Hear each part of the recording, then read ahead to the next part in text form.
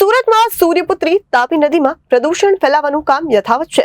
તાજિયાના અવશેષો છૂટા પાડી તાપી નદીમાં ફેંકાયા। તાજિયા કાદવ કીચડ વચ્ચે રઝળતા છોડી દેવાયા હતા। ચોક બજાર ડક્કાઓવાળાના વિડીયો સામે આવ્યા છે। ડક્કા અને નાનપુરા નાવડીઓવાળા વચ્ચે દેખાતા તાજિયાના અવશેષો। સુરતમાં સૂર્યપુત્રી તાપી નદીમાં પ્રદૂષણ ફેલાવાનું યથાવત છે। તાજિયાના અવશેષો છૂટા પાડી તાપી નદીમાં ફેંકાયા હતા। તાજિયામાં કાદવ કીચડ વચ્ચે રઝળતા છોડી દેવાયા હતા।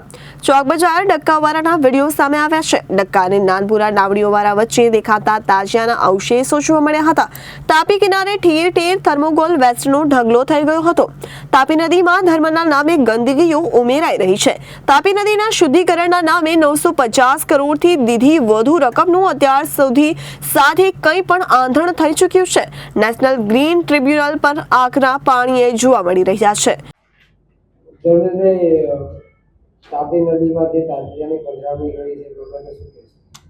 બહુ દુઃખની બાબત છે।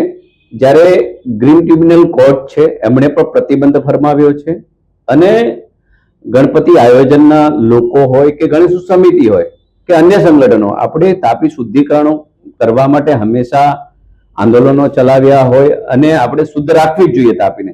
તેમ છતાં પણ જો તહેવારોની અંદર ગંદકી થતી હોય તો બિલકુલ યોગ્ય નથી।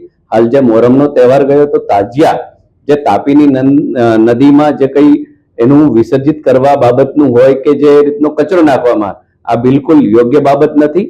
આપણે શુદ્ધ રાખવાનું છે। 80 લાખની વસ્તુ છે સુરતીની અને એ સુરતીજનોએ વ્યવસ્થિત સ્વસ્થ તાપી રાખવાની જવાબદારી તમામની છે। એટલે હું માનું છું કે પ્રશાસને આ બાબતે કઠોર કાર્યવાહી કરવી જોઈએ।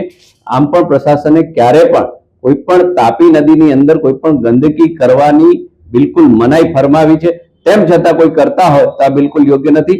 એના માટે દરિયો છે ને દરિયાની અંદર જ કોઈ પણ બાબતની વિસર્જિત થાય અથવા તો જે કઈ આપણી બાબતો હોય એનું ધ્યાન રાખવું જોઈએ અને હું જે કોઈ તાપીને ગંદી કરે છે અથવા તો એને ખરાબ કરે છે એવા તમામ લોકો ઉપર દંડ ફટકારવા જોઈએ।